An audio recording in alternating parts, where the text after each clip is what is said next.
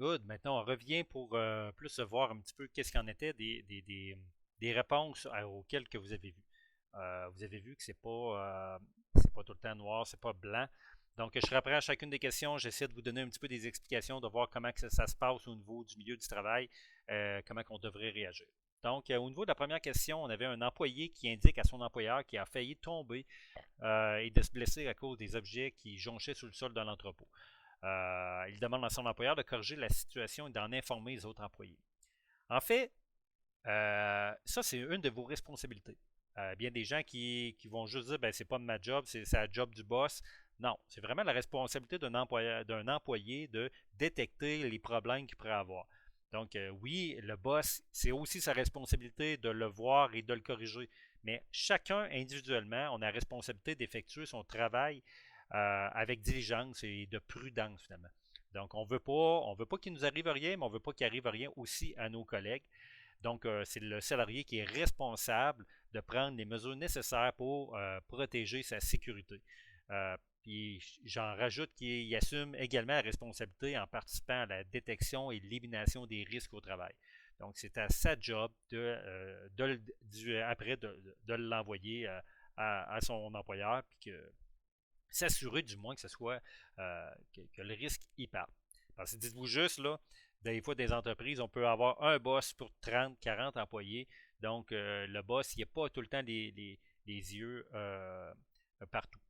Là, on parle juste des risques, mais plus tard, on va voir un petit peu les types de risques d'une entreprise. Ce n'est pas toujours des risques qui sont visibles. Donc, quand on dit c'est sa job de divulguer, c'est des risques physiques, mais aussi qu'est-ce qui va être un peu moins perceptible, qu'on va revenir un peu plus tard. Question numéro 2. L'employeur juge que l'un de ses employés devrait modifier sa méthode de travail pour être plus efficace. Un peu contesté, hein? Quelque part, vous faites votre job, vous la faites bien, vous êtes performant. Est-ce qu'un employeur a le droit de vous dire non, ta méthode de travail, elle ne me plaît pas, puis moi, tu vas travailler d'une autre manière? C'est plate à dire. Je ne vous souhaite pas que ça arrive parce que normalement, quelque chose qui fonctionne bien, c'est correct, mais comme employé, la responsabilité d'effectuer un travail sous la direction et le contrôle d'une autre personne. Donc, à quelque part, l'employeur a le droit de vous dire ça. L'employeur est responsable de la gestion courante du rendement au travail. Donc, il a donc le droit d'imposer une façon de faire qu'il juge optimale. Des fois, ça va arriver dans la vie qu'on va vous dire ça, que ça ne veut pas dire que des fois vous n'avez pas le droit de dire que vous n'êtes pas d'accord, mais c'est quand même son droit de le faire. Mais normalement, je pourrais vous dire, quand on en est là, normalement, il faut l'écouter, il faut regarder. Mais on est plus rendu en 2023 ou 2024 dans des patrons normalement qu'on juge ou plus comme des coachs. Fait que normalement, si on veut améliorer nos manières de faire, si c'est fait de manière bien, normalement, ça passe beaucoup mieux. Question numéro 3, on dit un employé demande à son employeur de ne plus le blâmer devant les autres employés lorsqu'il fait une erreur. À ça, là, en fait, dit comme ça n'a pas l'air possible. Mais en fait, la question a dit que vous travaillez et on dirait toujours Jonathan, et ça devant toutes les autres. Jonathan, ce que tu fais, c'est pas bien. Jonathan, ce que tu dis, ce que tu fais, c'est pas bien. Et devant tout le monde. Ça, là, c'est un droit. OK, on n'a pas le droit de faire ça comme employeur. Donc, c'est un droit d'effectuer son travail dans la dignité. Des bonnes pratiques au niveau RH, quand on arrive et qu'il se passe quelque chose, l'employeur, normalement, il devrait vous rencontrer plus de façon individuelle et je pourrais dire, on veut pas, personne n'aime ça, se faire critiquer devant tout le monde. Donc, normalement, on veut que ça soit avec dignité. Puis le fait de blâmer publiquement un employé risque, finalement, ça risque de nous blesser. Comme l'employé a le droit d'effectuer son travail dans la dignité, l'employeur devrait tenter de changer sa pratique en adressant ses commentaires en privé et à l'employé concerné. Et je vais ajouter, en termes de, si advenant le cas que c'est récurrent devant tout le monde et que c'est blessant, on appelle ça même du harcèlement psychologique qu'on va parler un petit peu plus tard au niveau du cours. Question numéro 4. Un employé doit faire le ménage après sa fermeture. Est-ce qu'on a le droit? Est-ce que l'employeur a le droit de vous demander ça? c'est toujours des réponses plates, des fois que j'ai envie de vous dire. Des fois, on aimerait entendre d'autres choses au niveau du légal, mais la responsabilité d'effectuer un travail sous la direction et le contrôle d'une autre personne, l'employeur a le droit. Donc, l'employeur est responsable de la définition de l'attribution de vos tâches. Il a donc le droit de demander à un employé de faire le ménage. Il a le droit cependant il doit cependant payer l'employé pour faire cette tâche, même si c'est après la fermeture. On en avait parlé un petit peu tout le temps que vous êtes passé là. Par contre, des fois, j'avais des discussions avec les élèves à dire ben, est-ce qu'il aurait le droit de me faire laver les toilettes? Et dites-vous juste qu'à m'amener, c'est une question aussi de salaire. À quelque part, si vous, quelqu'un qui rentre, ce que moi j'ai vécu dans les entreprises, dans une petite PME, oui, j'ai déjà travaillé dans une petite PME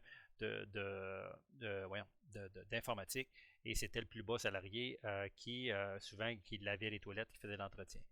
La réponse la plus plausible, c'est que souvent dans les petites entreprises, petites PME, des fois, on n'a pas tout le temps le budget pour faire venir une femme de ménage. Donc, on prenait le plus petit salarié, puis c'est lui qui faisait les tâches. Ça faisait l'affaire de la personne parce qu'elle avait plus d'heures et ça faisait l'affaire de l'entreprise. Dites-vous juste que, éventuellement, si vous gagnez bien votre vie, que vous êtes rendu à 25, 30, 40 pièces de l'heure, on ne vous fera pas laver des toilettes à 40$ de l'heure, ça va coûter beaucoup trop cher. Donc, normalement, ce pas des choses qui arrivent en informatique, même s'il y aurait le droit de le faire. Question numéro 5.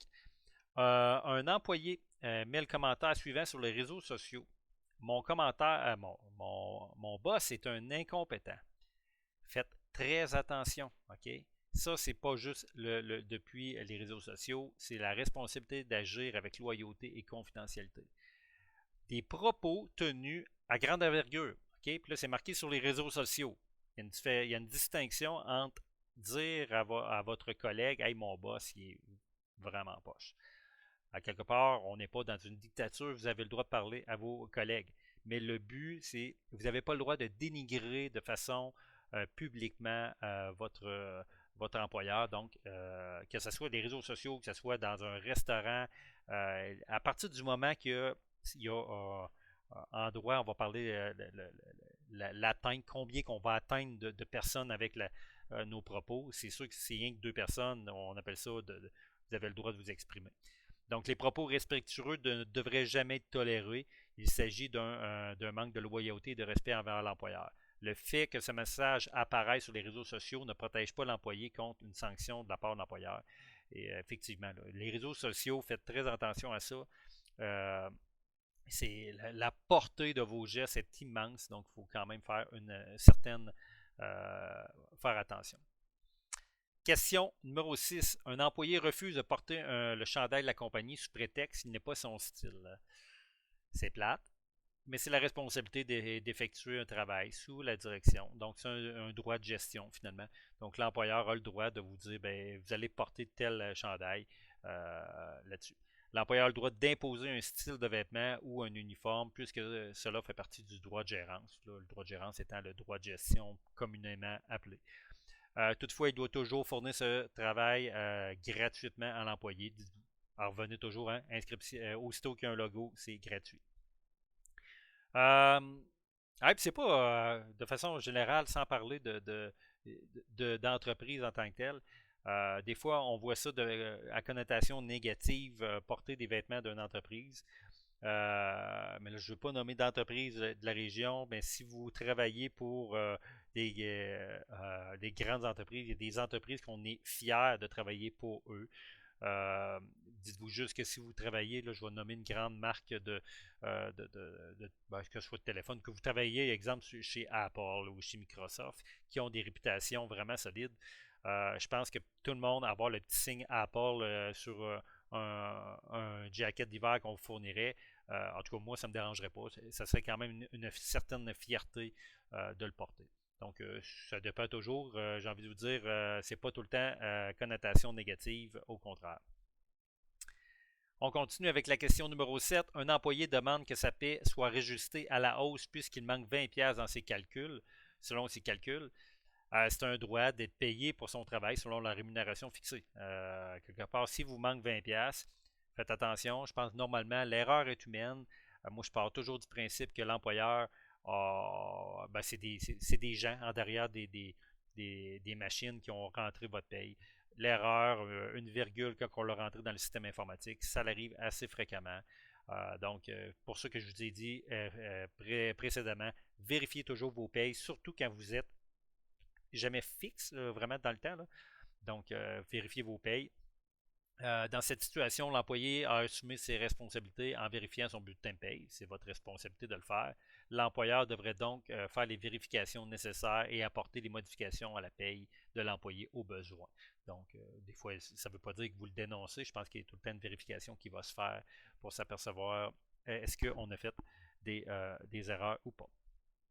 Question numéro 8. Un employé a appelé pour avertir qu'il était malade et qu'il ne pouvait pas se présenter au travail.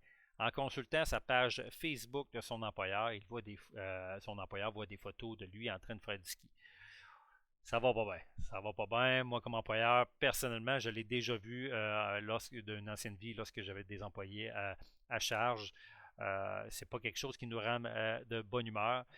C'est quelque chose qu'on perd confiance littéralement envers un employé. Donc, c'est la responsabilité d'agir avec loyauté et confidentialité envers son employé.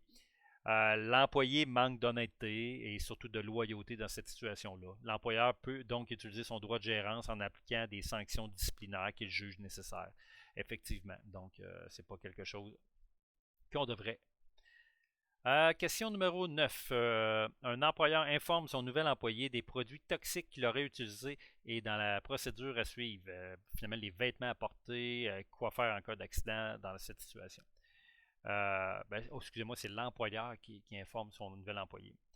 Fait que oui, c'est un droit. Vous, comme employé, dans le fond, c'est un droit d'être protégé et d'être en sécurité en tout temps. Donc, l'employeur, à partir du moment, là, c'est pas le cas nécessairement en informatique, mais en même temps, c'est pas le cas de travailler avec des produits chimiques, mais vous pourriez travailler dans une entreprise où qui pourrait avoir des produits chimiques qui sont utilisés. Et ça se pourrait que vous ayez besoin de vous rendre dans le shop parce qu'il y a des machines à réparer, machines informatiques bien sûr, là, mais qui sont dans le shop. Donc, oui, vous pourriez côtoyer. C'est pas vous qui est manipulé, mais du moins, il faut comprendre c'est quoi les risques.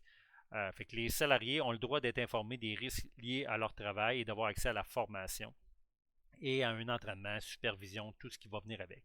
De plus, si du matériel nécessaire était dans le fond, il est nécessaire. Là, dans ce cas-là, on a des produits chimiques. Là.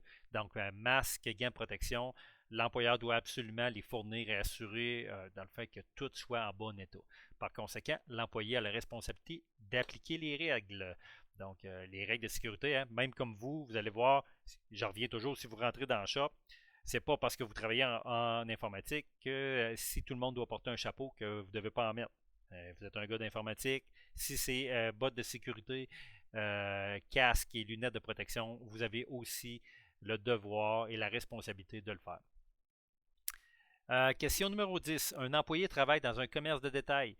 Il est généralement à la caisse, mais son employeur lui demande aujourd'hui d'étiqueter des articles. Il le refuse de faire, prétextant ne pas avoir été engagé pour ça. C'est plate. Ça l'arrive. Responsabilité d'effectuer un travail sous la direction, ça revient toujours au devoir de gestion. Là. Des fois, je suis plate dans mes réponses parce qu'au début, je vous parlais beaucoup de vos droits, mais vous avez beaucoup aussi de responsabilités de l'autre côté. Donc, c'est un droit de gestion qui comprend la définition et l'attribution des tâches. Dans cet exemple, l'employé devrait respecter la demande de son employeur, à moins que cette tâche soit dangereuse pour lui. Il faut faire la distinction. Là. À cause d'un manque de formation, par exemple, ou peu importe, si vous ne savez pas le faire, vous risquez, bien là, ça c'est un cas à part. Mais dans ce cas-ci, ça ne semblait pas le cas.